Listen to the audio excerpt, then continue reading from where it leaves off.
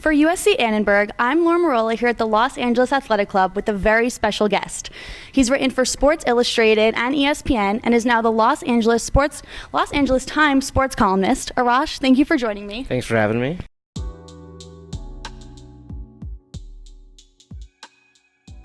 So you're covering Clippers, Raptors tonight. What do you think's in store for that game? Well, it's just Kawhi and against the Raptors. And I mean, I think everyone thought that he would for sure come back to Los Angeles. Was it going to be with the Clippers or the Lakers? But the fact that he's going up against Toronto, and I think no matter what happens, he's always going to be a hero in Toronto because he brought them their first championship. So it'll be good to see them.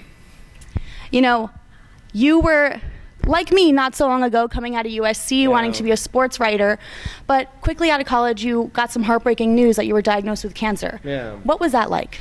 It was crazy. I actually got it twice, in 2001 while I was still at USC, and then it came back again in 2005, shortly after I had left USC, and so it was just really tough. You know, like you're beginning your career, you're beginning your journey, and I thought I had been past that point and got through treatment and was, I just thought that was a time in my life that I was past, and then so to get it again, that was really hard for me.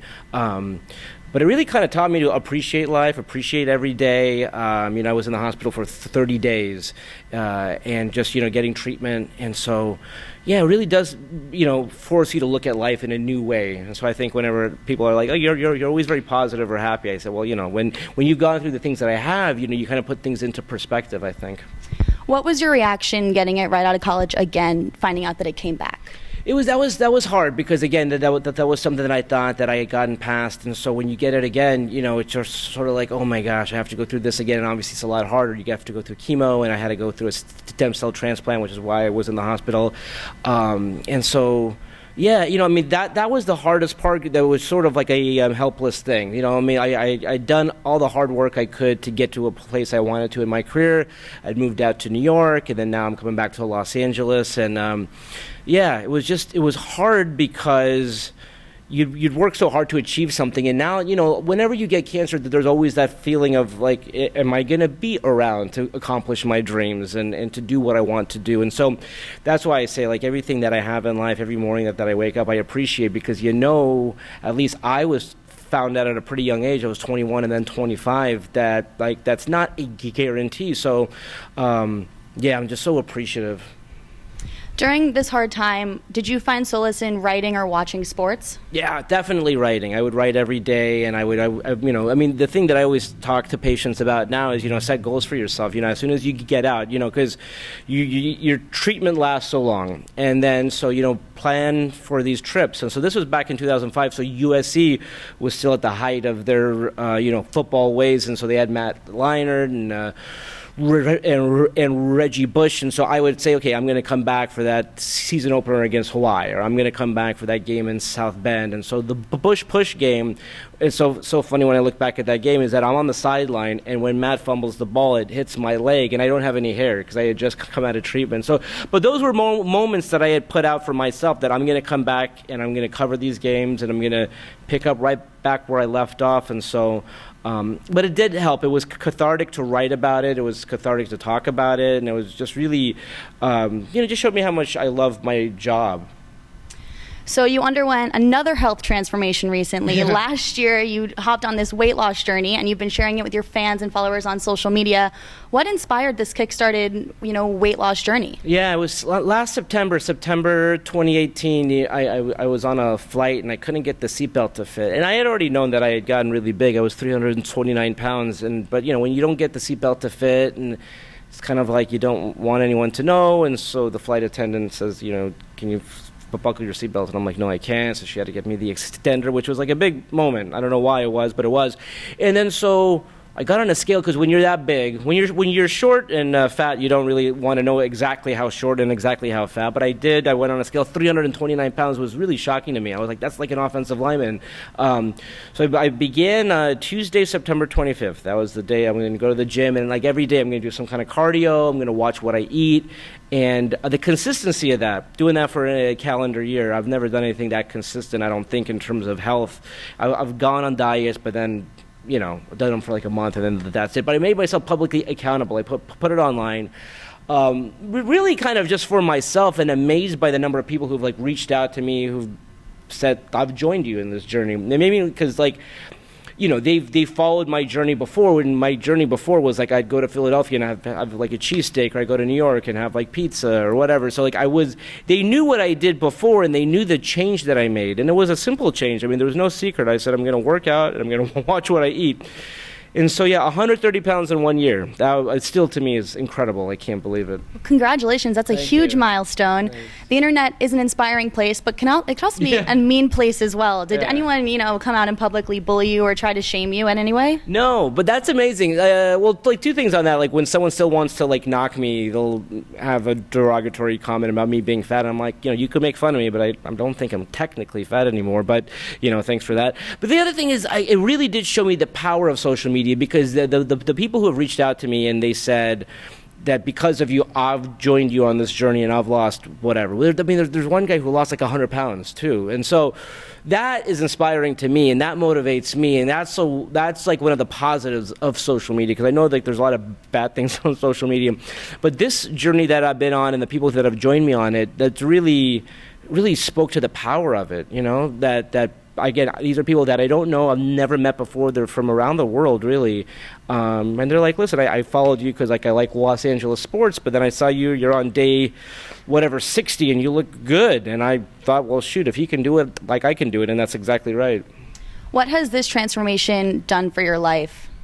It's made it a lot easier just to like live and breathe and work, really. I mean, it was just like a struggle before, and I just, cleaning out my closet the other day, and I saw like my jeans, and it has like the Jared, from Subway's feeling of like, wow, the jeans are massive, because I think it becomes a part of your life. It's sort of like I'm big, and I always hoped that this day would come where I would find the motivation to go to the gym and lose weight. And so you never know when that day is going to come, and why that day where I couldn't get the seatbelt to fit. There was many moments before that where I should have made that change, but yeah, it's just great. And it's great from like my mom and dad and family and everyone, because I think everyone was sort of like concerned, and they would say things, but you don't want to like upset the person. And so I know they're happy too. Is it fair to say that losing some weight has turned your life around in an extraordinary way? Yeah, no, it just made me feel good about myself, and but it really is. I mean, the fact that I've been able to inspire someone else, even if it was just like one person, but the fact that it's like so many people from like all over the world. And the reason I say all over the world, that's like Canada and Iran. There's a guy who's lost a bunch of weight. And again, like, these are people who follow me because of sports, but along the way, like, they're like, this guy who loved to enjoy great food made the decision, for whatever reason it was, to like take care of himself. And so for me, it's great personally.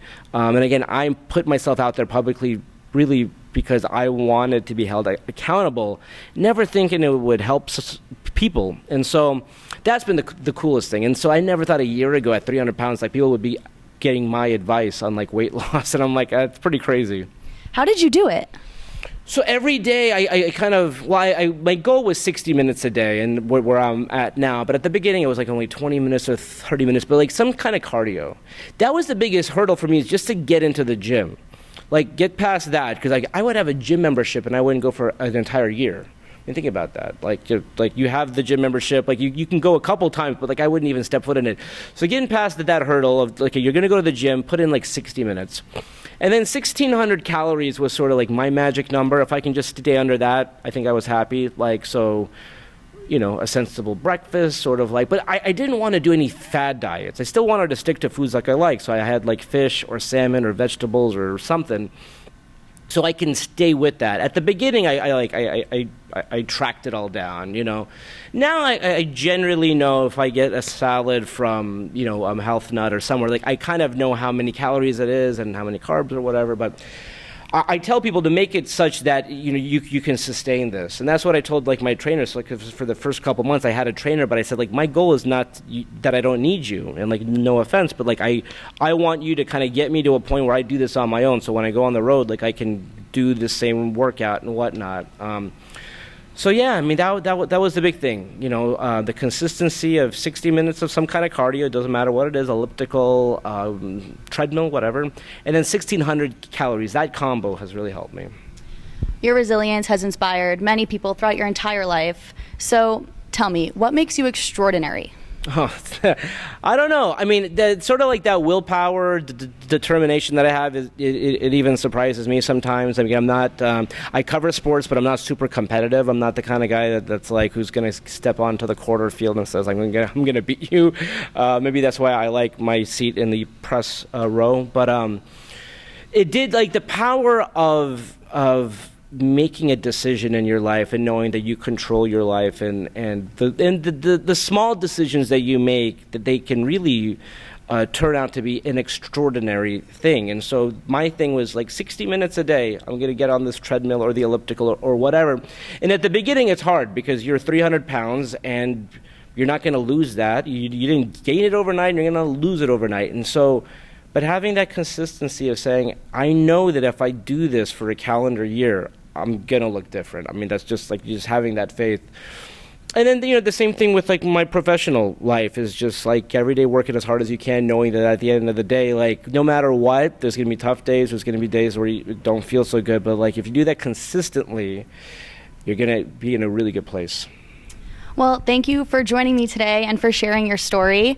You guys can keep an eye out for him in the Los Angeles Times, and don't forget to follow his social media for updates on his weight loss journey. Arash, thank you.